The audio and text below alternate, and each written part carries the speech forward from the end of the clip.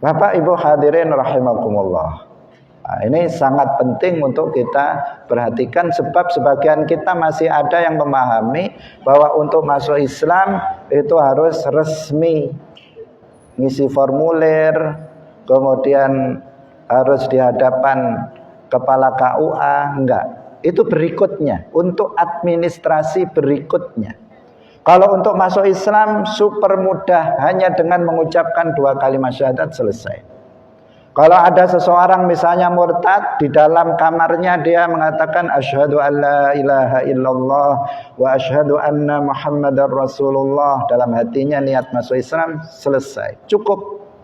Tidak perlu kemudian dia harus ada saksi. Kalau seseorang misalnya murtad. Nah, kalau kafir asli, saksi penting bukan untuk masuk Islamnya, tetapi untuk agar dia diakui sebagai seorang muslim oleh masyarakat muslim. Kalau ada pembagian zakat, dia juga bisa dapat karena dia muslim, dan seterusnya. Bapak Ibu hadirin rahimakumullah.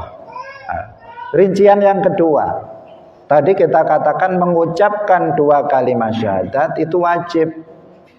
Kalau dia kafir asli atau murtad, mengucapkan 2 kalimat syahadat, niatnya masuk Islam.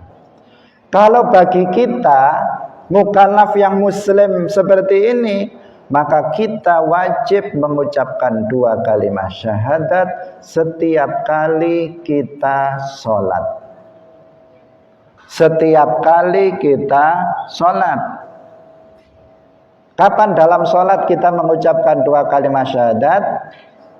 Dalam membaca tasyahud akhir. Membaca tasyahud akhir itu rukun sholat. Kalau dalam mazhab Syafi'i, kalau seseorang dalam mazhab Syafi'i sholat kok nggak baca tasyahud akhir, sah atau nggak sah sholatnya? Tidak sah. Kalau nggak baca tasyahud akhir nggak sah. Harus wajib membaca tasyahud akhir. Dan tasyahud akhir itu berakhir dengan ucapan asyhadu alla ilaha illallah wa asyhadu anna muhammadar rasulullah. Itu apa? Tasyahud akhir. Setelahnya itu namanya membaca sholawat. Terus mantun itu terus salam. Sebab ada sebagian yang salah kaprah. Kalau tasyahud akhir itu diakhiri dengan Allahumma sholli ala sayyidina Muhammad. Atau sebagian mengatakan kalau tasyahud akhir diakhiri dengan innaka hamidum majid. Itu berarti tasyahud akhir.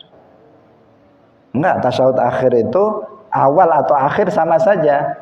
Bacaan tasyahud awal atau tasyahud akhir sama saja, yaitu mulai at-tahiyatul sampai asyhadu alla ilaha illallah wa asyhadu anna muhammadar rasulullah. Setelah itu ada rukun sholat berikutnya, yaitu membaca sholawat. Itu rukun sendiri, Allahumma sholli ala sayyidina Muhammad dan seterusnya. Yang utama sholawat Ibrahimiyah seperti yang biasa kita baca, itu rukun setelah tasyahud akhir. Ini sekedar meluruskan istilah saja. Nah, istilah saja kersanipun leres. Bapak Ibu hadirin rahimakumullah. Jadi kita wajib mengucapkan 2 kalimat syahadat setiap kali sholat. Berarti berapa kali sehari semalam minimal kita membaca 2 kalimat syahadat?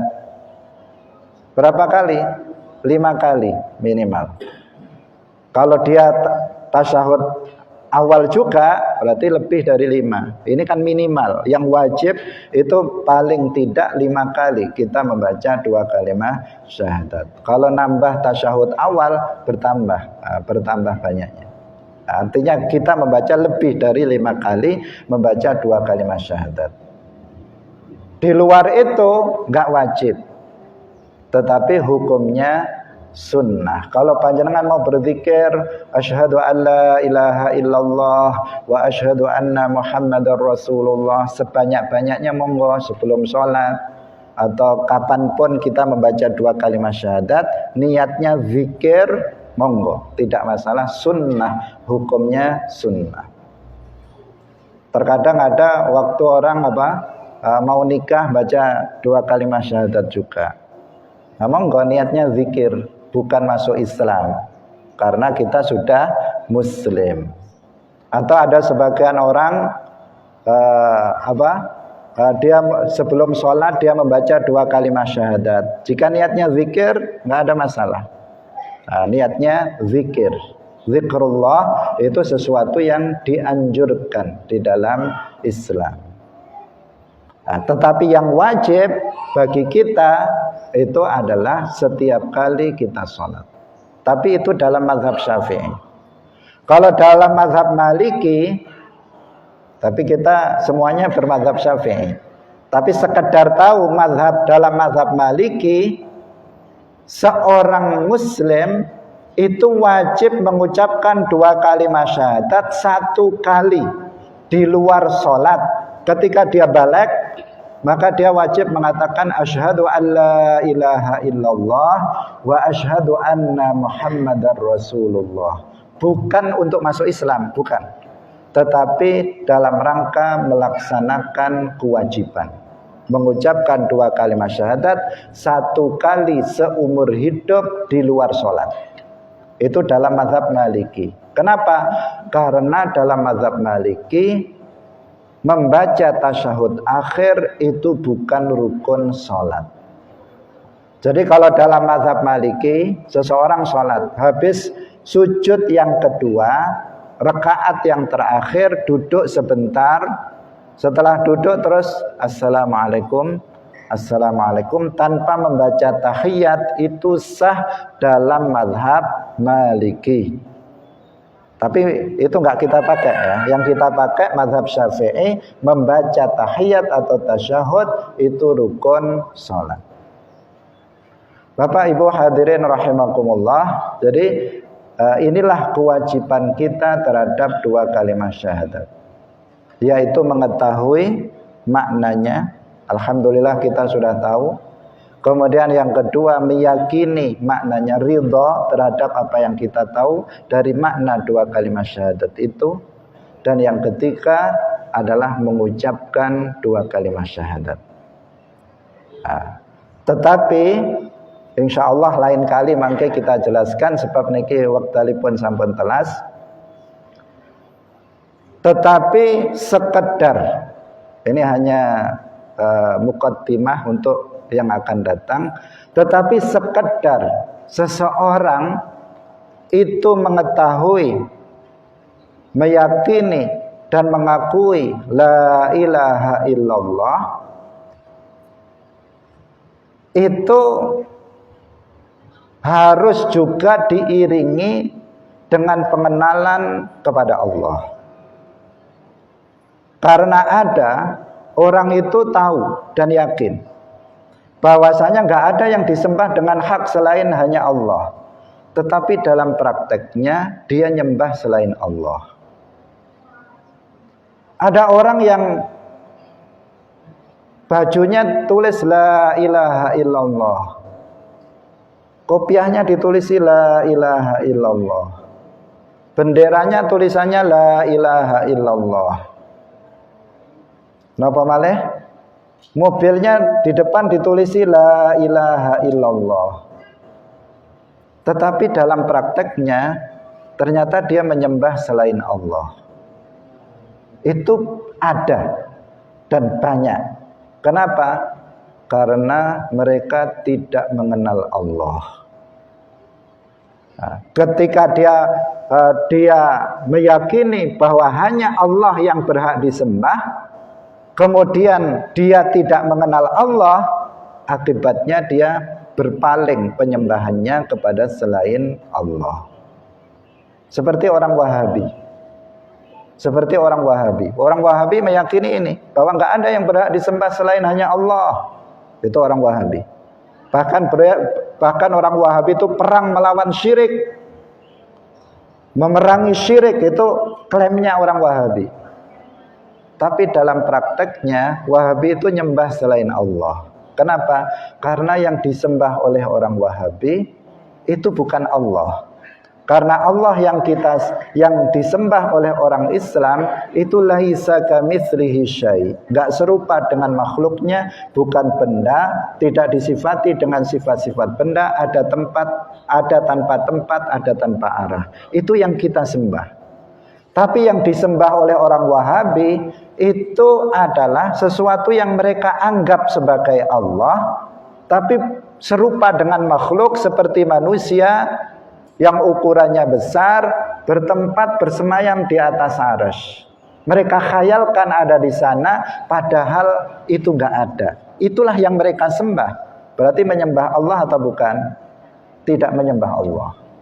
Mereka meskipun dengan lisannya mengatakan la ilaha illallah, kalau seseorang enggak mengenal Allah, maka dia akan bisa menyembah kepada selain Allah. Misalnya ini pendekatan. Misalnya Pak Birin tolong misalnya ini hanya misal, tolong sampaikan surat undangan ini kepada Pak Mahmud. Kemudian Pak jenengan kenal, tahu rumahnya, kenal, saya sangat kenal. Bahkan saya sangat mengenal beliau sekali. Tetapi dalam bayangan Pak Birin, Pak Mahmud itu Pak Ihsan dalam bayangannya, karena yang dia kenal itu beliau. Ini seandainya. Akhirnya apa? Surat itu diantarkan ke Pak Mahmud yang saya inginkan atau diantarkan kepada orang lain, pasti salah alamat. Karena apa? Dia meskipun mengaku sangat mengenal, tapi sebenarnya dia tidak kenal. Ada seseorang mengatakan saya hanya menyembah Allah, tetapi ternyata dia nggak mengenal Allah, sehingga dia menyembah selain Allah. Karena itulah mengenal Allah itu menjadi kewajiban yang pertama. Awwalu ma yajibu 'alal 'abdi al-ilmu billahi wa rasulihi. Kewajiban yang pertama bagi seorang hamba adalah mengenal Allah dan Rasulnya. Dan mengenal Allah dan Rasulnya itu dengan mengetahui sifat-sifatnya. Maka dalam kajian ini perlu ada kajian yaitu aqaid 50. Aqaid 50 itu sifat wajib bagi Allah yang 20, sifat mustahil bagi Allah 20, sifat jaiz bagi Allah 20, jumlahnya 41. Sifat wajib bagi Nabi 4, sifat mustahil bagi Nabi 4, 49. Tambah 1 sifat jaiz bagi Nabi 1. Ini kita harus pahami untuk kita mengenal Allah dan mengenal Rasulullah, agar tidak salah alamat ketika kita beribadah. Wajib kita, bahkan kita sudah mengajarkan aqaid 50 kepada anak-anak TK, anak-anak TPQ, anak-anak kecil ketika berumur 7 tahun. Tapi tidak cukup kita hafal lafadznya saja. Sebagian kita hanya hafal lafadznya, wujud, qidam, baqa, mukhalafatul lil hawadisi, hanya hafal, tetapi ketika ditanya apa maknanya iradah, enggak tahu. Apa artinya qiyamuhu binafsihi, enggak tahu. Nah, ini makanya kajian Islam Ahlus Sunnah wal Jamaah perlu membahas masalah ini. Meskipun sebagian panjenengan, kula yakin sebagian besar sudah paham, sudah tahu, tetapi kita perlu memantapkan akidah Ahlus Sunnah wal Jamaah kita agar tidak terpengaruh oleh paham lain. Kalau kita paham aqaid 50 ini, Wahabi nggak laku, Wahabi nggak akan bisa mempengaruhi kita, Hizbut Tahrir nggak akan mempengaruhi kita, Ahmadiyah nggak akan bisa mempengaruhi kita. Kenapa banyak orang terpengaruh oleh paham-paham sesat? Karena nggak paham aqaid 50. Itu permasalahannya. Aqaid 50 ini mutlak harus dipahami oleh kita untuk melindungi akidah kita, akidah Ahlus Sunnah wal Jamaah. Bapak Ibu hadirin rahimakumullah, cekap semanten ingkang saged kula aturaken niki ngaji tenanan niki nggih. Mboten enten guyone belas. Nggih. Mengke bulan depan insyaallah enten guyone lek niki insyaallah serius sebab kita ngaji akidah yang menjadi prinsip kita. Nanti kalau guyon-guyon jenengan mboten paham. Khawatire ketutup kalih guyonane. Selain nggih mboten saged guyon. Bapak Ibu hadirin rahimakumullah, mekaten menawi wonten kelepatan nyuwun pangapunten ingkang sak kathah-kathahipun. Wallahul muwaffiq ila aqwamit thoriq. Wassalamualaikum warahmatullahi wabarakatuh.